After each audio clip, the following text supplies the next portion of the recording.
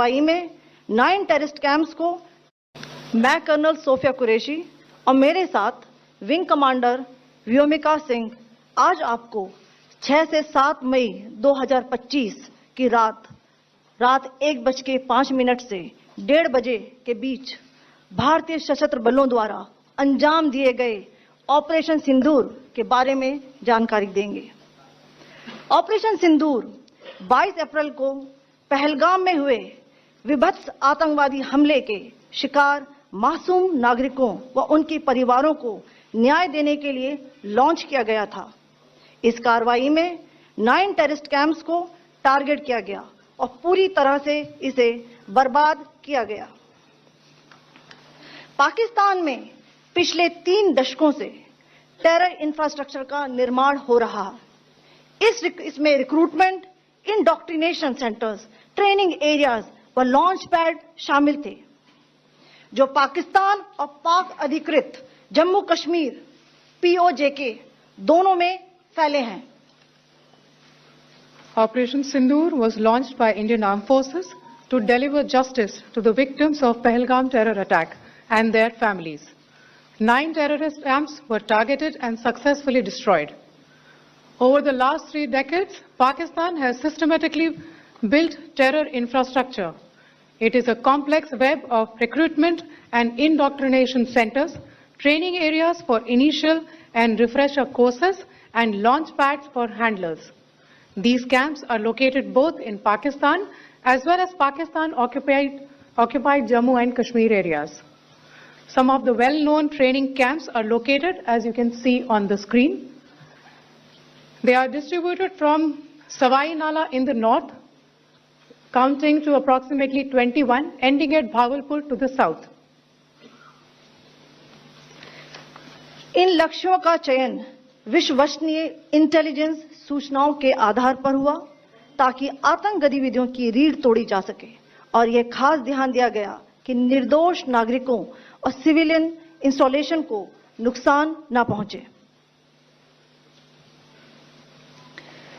The selection of these targets for Operation Sindoor was based on credible intelligence inputs and role of these facilities in perpetrating the terror activities. The locations were so selected to avoid damage to civilian infrastructures and loss of any civilian lives. This was done with due diligence, and the camps selected for targeting and their engagement will now be shown to you one by one. POJK के target आपको बताना चाहूंगी। सबसे पहले सवाई नाला camp Muzaffarabad, जो कि POJK के लाइन ऑफ कंट्रोल से 30 किलोमीटर दूर है। यह एक लश्कर-ए तौयबा का ट्रेनिंग सेंटर था। 20 अक्टूबर 2024 सोनमर्ग, 24 अक्टूबर 24 गुलमर्ग, 22 अप्रैल 2025 पहलगाम, इन हमलों के आतंकियों ने यहीं से प्रशिक्षण लिया था। सैयदना बिलाल कैंप मुजफ्फराबाद, यह एक जैश-ए मोहम्मद का स्टेजिंग एरिया है। यह हथियार, विस्फोटक और जंगल सर्वाइवल ट्रेनिंग का केंद्र भी था। गुलपुर कैंप कोटली इसी से 30 किलोमीटर दूर था। लश्कर-ए तौयबा का बेस था, जो रजौरी, पुंछ में सक्रिय था। 20 अप्रैल 2023 को पुंछ में और 9 जून 2024 को तीर्थ यात्रियों के बस हमले में यहीं से आतंकी को ट्रेन किया गया था।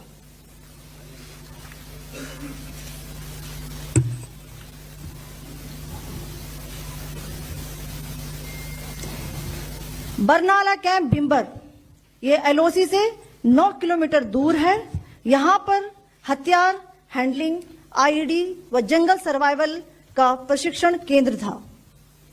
अब्बास कैंप कोटली,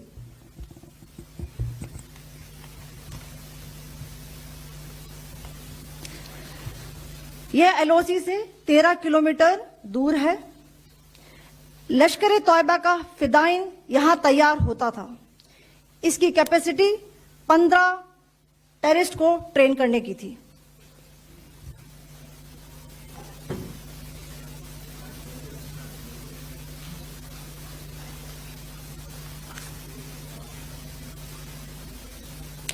अब मैं पाकिस्तान के अंदर के टारगेट से अवगत कराना चाहूंगी। पहला, सर्जिकल कैंप सियालकोट।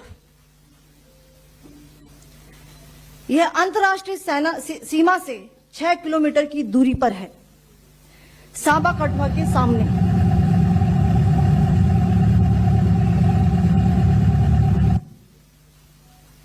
मार्च 2025 में जम्मू एंड कश्मीर पुलिस के 4 जवानों को की जो हत्या की गई थी, उन आतंकवादियों को इसी जगह पर ट्रेन किया गया था। दूसरा, महमूना जाया कैंप सियालकोट। यह 18 से 12 किलोमीटर आईबी से दूर था। हिजबुल मुजाहिदीन का बहुत बड़ा कैंप था। यह कठुआ जम्मू क्षेत्र में आतंक फैलाने का नियंत्रण केंद्र था। पठानकोट एयरफोर्स बेस पर किया गया हमला भी इसी कैंप से प्लान और डायरेक्ट किया गया था। मरकज ताइबा मुरीद के, यह आईबी से 18 से 25 किलोमीटर दूरी पर है। 2008 के मुंबई हमले के आतंकी भी यहीं से प्रशिक्षित हुए थे। अजमल कसब व डेविड हेडली भी यहां ट्रेन हुए थे।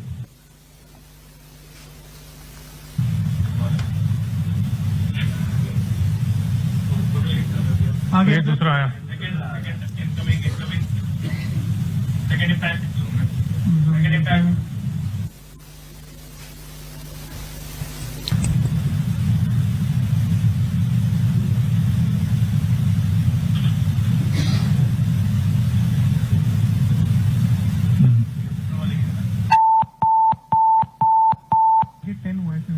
टारगेट 10 एंक्लोजर सेम ही है। 7 it is hit the target. हाँ हाँ।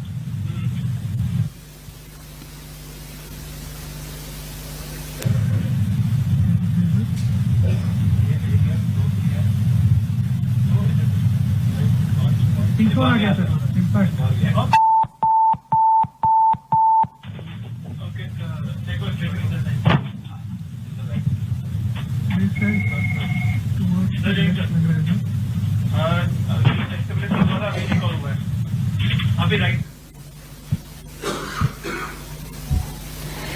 मरकज सुभान अल्लाह भावलपुर, यह इंटरनेशनल बाउंड्री से 100 किलोमीटर दूर है। जैश ए मोहम्मद का मुख्यालय था। यहां पर रिक्रूटमेंट, ट्रेनिंग व इंडोक्ट्रिनेशन का केंद्र भी था। शीर्ष आतंकी अक्सर यहां आते थे। मैं आप सबको बताना चाहती हूं कि किसी भी सैन्य ठिकाने का निशाना नहीं बनाया गया और अभी तक किसी तरह की नागरिक क्षति की रिपोर्ट नहीं है। धन्यवाद। जय Hind. The strike on the terror camps were undertaken through precision capability, as shown to you. A niche technology weapons with careful selection of warheads was ensured so that there will be no collateral damage. The point of impact in each of the target was a specific building or a group of buildings. All the targets were neutralized with clinical efficiency, and the results reiterate the professionalism of the Indian Armed Forces in the planning and execution of their operations. No military establishments were targeted. India has demonstrated considerable restraint in its response. However,